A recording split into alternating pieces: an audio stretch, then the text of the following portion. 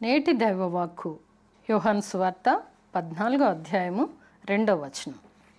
నా తండ్రి ఇంట అనేక నివాసములు కలవు, లేని ఎడల మీతో చెప్పుదును, మీకు స్థలము సిద్ధపరచ వెళ్ళుచున్నాను.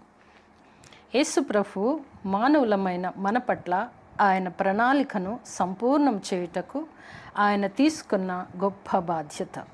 మనల్ని ఎంతగా ప్రేమించుచున్నాడంటే మానవుల పట్ల తనకున్న ప్రేమను వ్యక్తపరచుచు ప్రాణత్యాగం చేసి మరలా మన కొరకు స్థలం సిద్ధపరచడానికి వెళ్ళుచున్నాను అంటున్నాడు.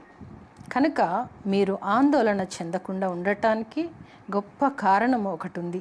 అదేమనగా పరలోకంలో స్థిరమైన నివాసం ఏర్పాటు చేయుటకు ఆ దివ్యమైన నగరిలో మనకు ఆయన ప్రియమైన పిల్లలందరికీ ప్రాముఖ్యమైన నివాస స్థలము ఏర్పాటు చేయుటకై వెళ్ళుట జరుగుచున్నది. అలనాడు శిష్యులు ప్రభువు మాట విని గైకొన్నారు, కావున వారు ధన్యులుగా పిలువబడుచున్నారు.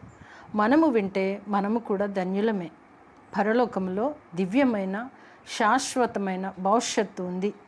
అలాంటి మహాభాగ్యము తమ కోసము కాచుకొని ఉండగా ఈ కాలానికి ఇహలోకానికి చెందిన పరిస్థితులు ఎన్ని ఎదుర్కొన్నప్పటికీ ధైర్యంతో ముందుకు సాగాలి.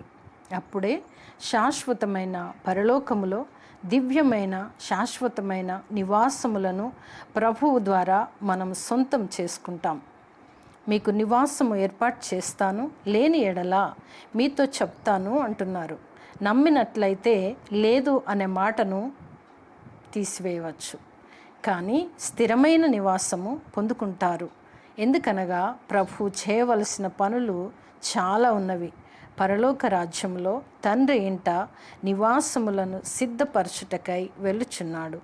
ఈ లోకములోనే ఉంటూ తండ్రి దగ్గర నివాసముల కొరకు సిద్ధపడే కృప ప్రభు మనందరికీ కలుగచేయునుగాక. ఆమేన్.